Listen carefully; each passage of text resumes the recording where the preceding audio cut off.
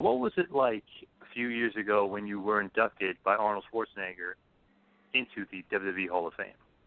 Well, of course, it was great, especially the fact that it was in the garden. As for years we were in the outs, me and the organization. But that Paul Levesque, or Triple H, if you will, when he contacted me and he told me that they had a real strict drug program with Dr. Maroon. Dr. Maroon is a neurosurgeon who actually has done 4 operations on my back. I know him very well, a very honorable guy. When he told me that, because I hadn't been watching wrestling for years, when he told me that, I actually met with Dr. Maroon, who's a friend of mine today, and I asked him about it, and he told me, oh yeah, Bruno, he says, we give the strictest drug test of anything, of anybody, any other sports. And him telling me that, I believed him, because this is an extremely honorable guy. He's a world-renowned neurosurgeon. He didn't need to get involved with that at all. He did it because he had a free hand at it. Vince gave him a total free hand. And then when I started watching it again, as soon as I saw the guys, the talent, I could see the big change. You didn't see the steroid guys like the Hulk Hogan's and Billy Graham and all the others. The British Bulldogs, you name them. They were all. You saw their physical appearance, what it was like. But now you see these guys. They look very athletic, but they're not. There's a couple of them. This Ryback was a very thick, muscled guy, and I guess there's a couple others. But overall, if you look at the whole crew, they're athletic, but they're not muscled like they were back then. Anyway, then he told me that they had done away with the nudity, the vulgarity, the profanity that I had been protesting. And I watched it for 2-3 months, and I saw that they really did make changes in that way. And then I said, okay, you made all these changes. I said, no, I'm willing to come in. And then it so happened I was inducted into the International Sports Hall of Fame, and that was held in Columbus, Ohio, at the same time when Arnold Schwarzenegger, they have the Arnold Classic. And so I was there, and I hadn't seen Arnold because we became friends in the 60s and 70s.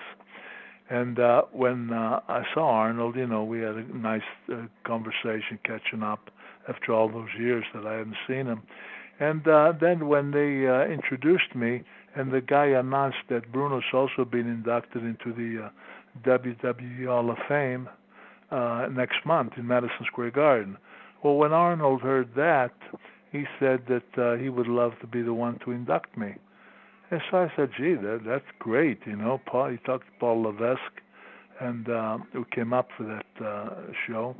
And then he came to the garden, he inducted me, and I'll be honest with you, I was quite flattered, because I would have never thought. And he flew in from California on his own. He has his own jet. He flew in, and he was shooting a movie.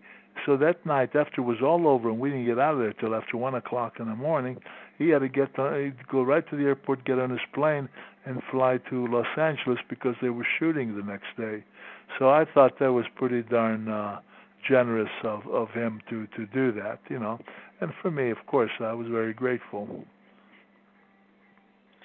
That was a great moment, and I was actually there that night. I had to be there for the induction into the Hall of Fame because, it was right where you should be. You kind of should have been there all along, but it's great the way it happened.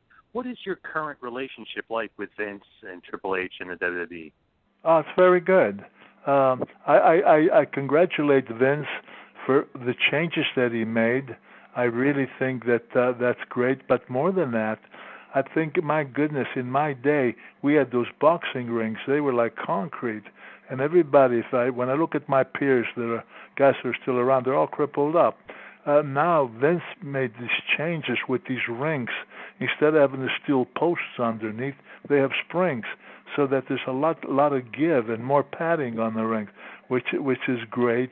And then outside on the concrete floor, when we used to go outside the ring over the floors, top ropes and stuff, you landed on concrete. Now at least they have those mats all around. So he's done a lot to protect the guys, and not only that, but he has when somebody gets hurt and stuff. From everything I know that I've been told, he picks up the tab for all of them because a lot of them don't have insurance or something like that. So I think that I respect that. Listen, when I complained about the steroids and the nudity and all that stuff, I was strong in criticizing it. But you have to be fair. With everything that I see now that he's done and everything, and the money that these guys make in comparison to what we did in my day, I have to say, that he brought it to a level to where the talent can really be in the same level as other athletes.